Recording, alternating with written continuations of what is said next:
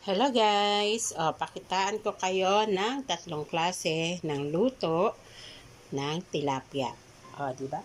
Prito, ginataan na may repolyo. Wala kasi akong makuhang talong o mustasa. So, repolyo nilagay ko. Kami naman ang kakain yan, so hindi na maglareklamo.